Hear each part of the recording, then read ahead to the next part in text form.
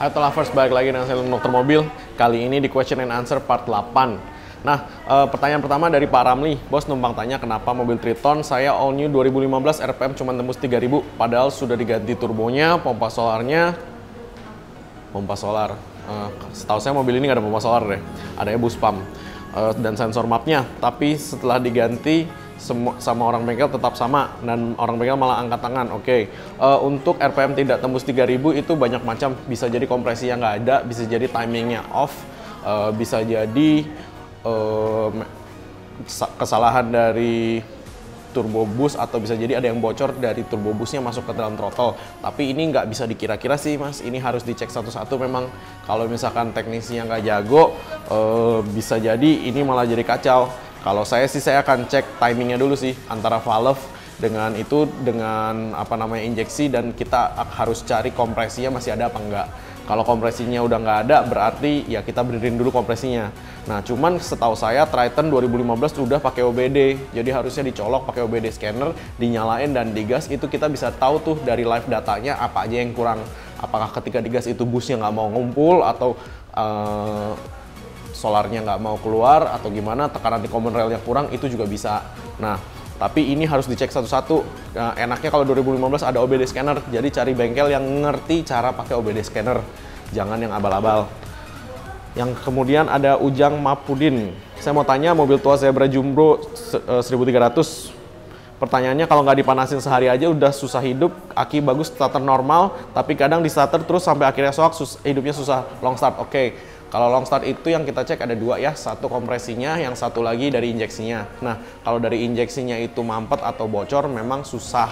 Kalau misalkan kompresinya habis juga agak susah nyala di pagi hari. Itu harus dicek sih.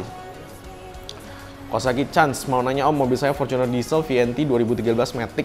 Saat digas starter mesin nyala itu getarannya kerasa banget di dalam kabin, dan pada saat masuk gigi jalan digas sampai 2000 rpm ada keluar asap hitam tapi tidak pekat. Oke.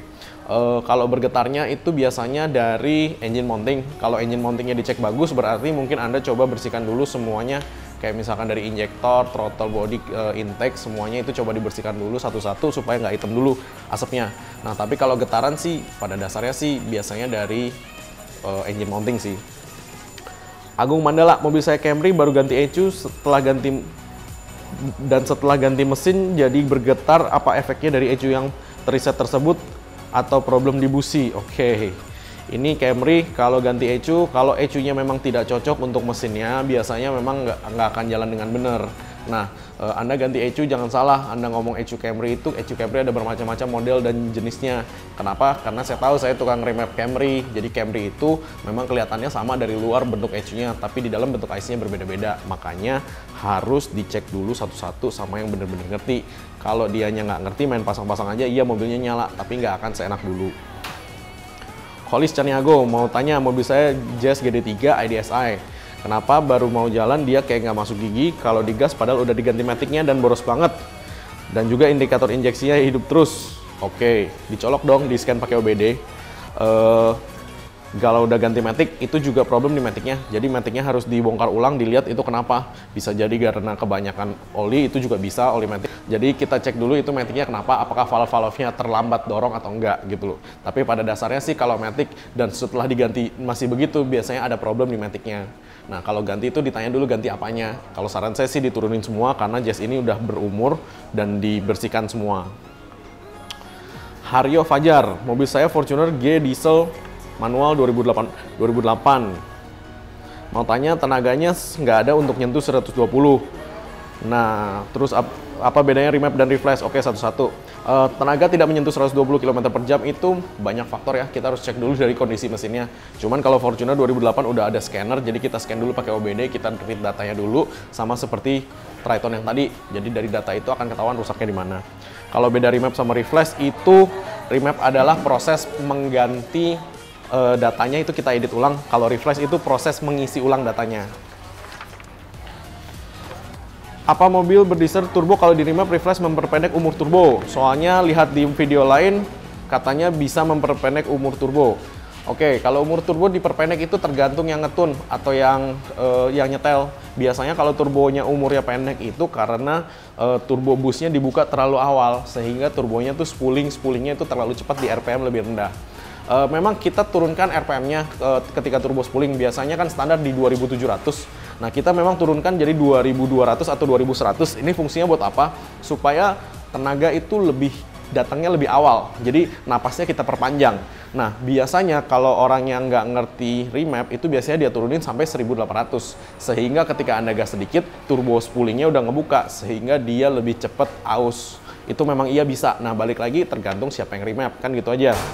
Rico, dokter mobil, saya Xenia 2015, kenapa gigi 1, 2, 3 berdengung pada saat jalan?